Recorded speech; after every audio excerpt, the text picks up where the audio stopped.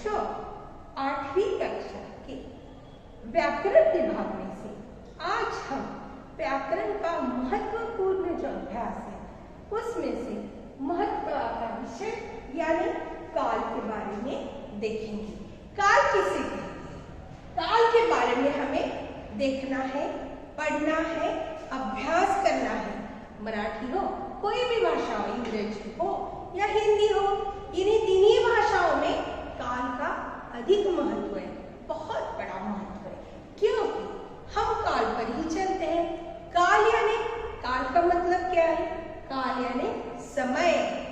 समय, समय के ऊपर ही सब कुछ मनुष्य चलता है। तो व्याकरण में समय का क्या महत्व है, किस प्रकार से वाक्य बनाते हैं, भाषा में समय का यानी काल का उपयोग किया जाता है। आपके सामने मैंने एक घड़ी का चित्र बनाया है।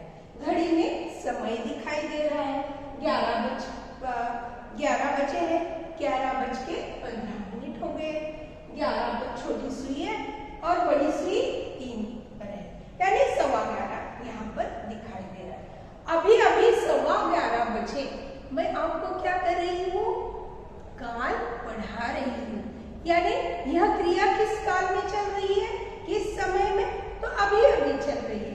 इसका मतलब वर्तमान में, वर्तमान में जो क्रिया हो रही है वह वर्तमान में हो रही है। आपने 2-3 दिन पहले या 4-5 दिन पहले क्या दिया था?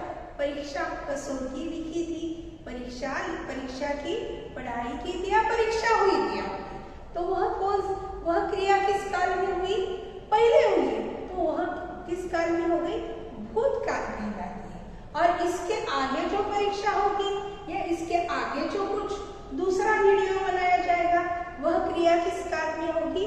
तो भविष्य काल में। इस प्रकार से समय की जानकारी इस काल के माध्यम से हमें समझ में आती है। काल के 3 भेद है। वर्तमान काल यानी जो क्रिया अभी अभी चालू है, जैसे कि रोहन पढ़ाई करता है। रोहन कब पढ़ाई कर रहा है? अभी कर रहा है। रोहन पढ़ाई करता है। और दूसरा प्रकार जो है, दूसरा भेद जो है भूतकाल। रोहन ने पढ़ाई की, कर ली, या रात को या सुबह सुबह उठ के रोहन ने पूरा पढ़ाई कंप्लीट की, पूरी हुई है क्रिया, तो उसे क्या कहते हैं? भूतकाल। और तीसरा प्रकार जो है रोहन पढ़ाई करेगा, कल करेगा, शाम को करेगा, बाद में जो क्रिया होने वाली है उसे भविष्य काल कहते हैं। यानी काल समझ में आया आपको? काल किसे कहते हैं? काल यानी समय का ज्ञान जिसके कारण होता है, जिस क्रिया से समय का ज्ञान होता है, यानी जो क्रिया चालू है। मनुष्य हर वक्त क्रिया करता रहता है, कभी हंसता है, कभी खाता है, कभी सोता है, कभी दौड़ता है, कभी रोता है, तो कभी अभ्यास करता है, जो भी कुछ काम करता है यानी वह क्रिया होती है। तो यह क्रिया कब की है, किस वक्त की? क्रिया के बारे में, क्रिया में समय का जिस कारण ज्ञान होता है उसे क्या कहते हैं? काल कहते हैं। काल के 3 भेद है। इस आकृति में दिखाई दिया काल के 3 भेद होते हैं, समय के 3 प्रकार होते हैं। इनका क्रिया कब की, कैसी हुई, कब हुई, ये समझ में ना आना चाहिए ना। तो वर्तमान काल, भूतकाल दूसरा प्रकार, और तीसरा प्रकार भविष्य काल। काल के 3 भेद, वर्तमान काल, भूतकाल, भविष्य काल। उसके उदाहरण जैसे कि रोहन पढ़ाई करता है, वर्तमान काल। रोहन ने पढ़ाई की, भूतकाल। और रोहन पढ़ाई करेगा। यह मुख्य 3 प्रकार काल की है। तो अब उसके आगे जो प्रकार है, यानी हर एक प्रकार के, हर एक भेद के उपभेद है, उप प्रकार है, वह भी हम देखेंगे। पहले आपको ये बात फिर से मैं बताती हूँ। काल यानी समय की जानकारी, जो क्रिया हम करते हैं जीवन में, वह क्रिया कब की, कब हुई, हो रही है क्या, इसका ज्ञान जो कराता है उसे काल कहते हैं। वो हिंदी में हो, मराठी में हो या अंग्रेजी में हो। वर्तमान काल के 3 भेद। सामान्य वर्तमान काल, अपूर्ण वर्तमान काल, पूर्ण वर्तमान काल। भूतकाल के भी 3 भेद, सामान्य भूतकाल, अपूर्ण भूतकाल और पूर्ण भूतकाल। भविष्य काल के एक ही भेद है, सामान्य भविष्य काल।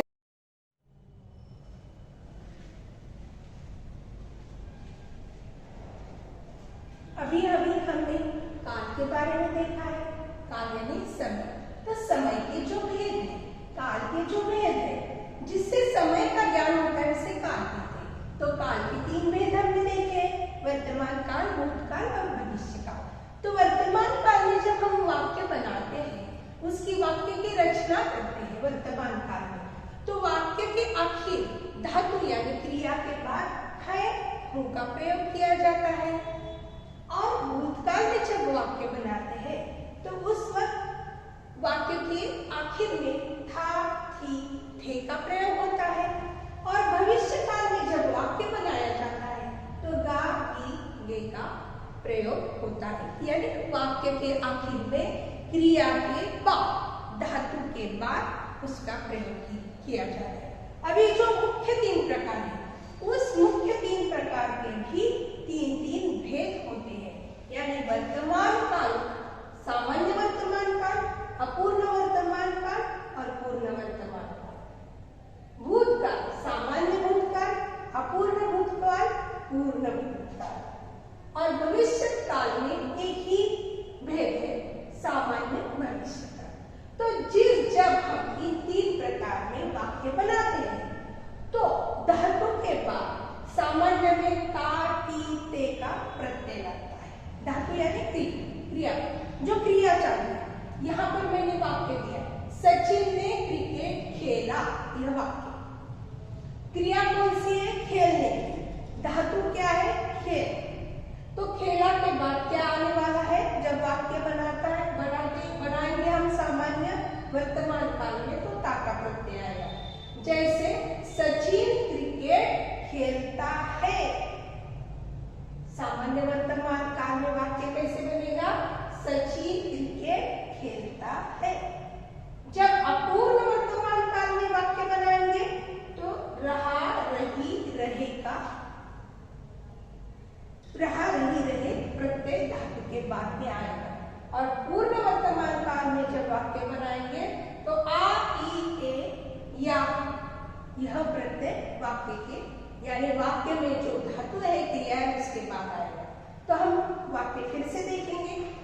वर्तमान काल का सामान्य स्वरूप है। सामान्य वर्तमान काल में इस वाक्य का परिवर्तन करते समय सचिन क्रिकेट खेलता है, वाक्य क्या आएगा? सचिन क्रिकेट खेलता है। अपूर्ण में सचिन क्रिकेट खेल रहा है। पूर्ण में सचिन ने क्रिकेट खेला, यानी खेलता है, यानी सामान्य वर्तमान काल है। अपूर्ण खेलने की क्रिया अपूर्ण रह रही है, पूरी हुई नहीं, तो खेल रहा है। और पूर्ण हो गई, अभी अभी क्रिया पूरी हो गई, तो सचिन ने क्रिकेट खेला है। इस प्रकार से यह उपप्रकार है वर्तमान काल। उसी प्रकार भूतकाल। लेकिन यहाँ पर वर्तमान काल में आखिर में क्या आएगा? है का प्रयोग आएगा। तो भूतकाल में क्या आएगा? था का प्रयोग आएगा। वाक्य के बाद था का प्रयोग आएगा धातु के बाद। तो हम भूतकाल के प्रकार देखेंगे, भेद देखेंगे। सामान्य भूतकाल, यही प्रत्यय हो गए ता, सामान्य अपूर्ण भूतकाल, रहा, रही, रही। और पूर्ण भूतकाल आ, ई, ए, था। अब वाक्य देखेंगे, यही वाक्य दे लेंगे, सचिन ने क्रिकेट खेला। तो भूतकाल में क्या होगा? सचिन ने क्रिकेट खेला, यह सामान्य भूतकाल होगा। अपूर्ण में सचिन क्रिकेट खेल रहा था, रहा का प्रयोग होना चाहिए ना अपूर्ण में, यानी अभी क्रिया पूरी नहीं। सचिन क्रिकेट खेल रहा था। और पूर्ण में सचिन ने क्रिकेट खेला था। सचिन ने क्रिकेट खेला था। यह हो गए भूतकाल के 3 भेद। पहले हमने देखे वर्तमान के 3 भेद। और जो भविष्य काल है उसका एक ही हिंदी में भेद है, वह जो है सामान्य भविष्य काल। तो इस वाक्य में कैसा बने, किस प्रकार से होगा? सचिन क्रिकेट खेलेगा, गा का प्रयोग आएगा, तो इसलिए इसमें क्या होगा? सचिन क्रिकेट खेलेगा। आगे मैं स्क्रीनशॉट पर आपको वाक्य देने वाली हूँ, वह वाक्य ठीक से फिर से पढ़िए, उसका ठीक से मनन करिए, ठीक से ध्यान से देखिए, अपने कॉपी में लिख लीजिए, आपको यह काल के भेद समझ में जरूर आएंगे। फिर से मैं बताने वाली हूँ स्क्रीनशॉट के ऊपर। फिर भी एक बार फिर रिवीजन करती हूँ। व्याकरण भाषा में, व्याकरण में समय जो क्रिया होती है उसका समय जो दर्शाया जाता है, किस काल में की है, कब की है, समय का बोध होता है, उसे काल कहते हैं। काल के कितने भेद है? 3 भेद है, वर्तमान काल, भूतकाल, भविष्य काल। और हर एक भेद के 3 प्रकार है। वर्तमान काल के सामान्य वर्तमान काल, अपूर्ण वर्तमान काल, पूर्ण वर्तमान काल। उसी प्रकार भूतकाल, सामान्य भूतकाल, अपूर्ण भूतकाल, पूर्ण भूतकाल। भविष्य काल का एक ही भेद है, सामान्य भविष्य। सामान्य जब भी हो, वर्तमान हो, भूत हो या भविष्य हो, किसका प्रत्यय लगता है? ता, ती, ते। जैसे खेलना, ता का प्रत्यय लगा है। अपूर्ण में रहा, रही, रहे, यह प्रत्यय लगता है। जिस प्रकार खेल ये क्रिया को रहा का प्रत्यय लगा है। और पूर्ण में आ, ई, ए, जैसे खेल को खेला, आ का प्रत्यय लगा है। किसका प्रत्यय लगा?